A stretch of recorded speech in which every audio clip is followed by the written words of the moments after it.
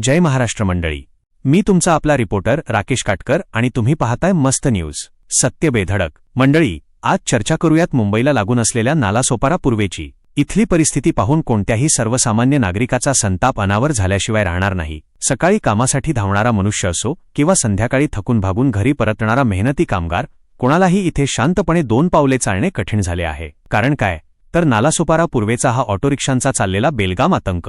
परिस्थिती अशी आहे की गर्दीच्या वेळी लोकांना रिक्षा मिळणे म्हणजे एखाद्या दिव्य पार करण्यासारखे झाले आहे। रिक्षावाले सर्रास नाटक करतात, रांगेत उभ्या असलेल्या सर्वसामान्य नागरिकांना वेठीस धरतात आणि हवे तेवढे भरमसाठ भाडे वसूल करतात। हद्द तर तेव्हा होते जेव्हा एकाच रिक्षात 5-5, 6-6 प्रवाशांना कोंबून भरले जाते, म्हणजे सरळ लोकांच्या जीवाशी खेळ चालवला आहे या लोकांनी। आणि यात भर म्हणून इथले जीवघेणे खड्डे आणि खराब रस्ते। या रस्त्यांमुळे नेहमीच वाहतूक कोंबी होते। जनतेचा थेट आरोप आहे किंवा चौकात उभे असलेले वाहतूक पोलीस फक्त स्वतःचे खिसे भरण्यात व्यस्त आहेत। जनतेच्या त्रासाशी त्यांना काहीही देणेघेणे नाही।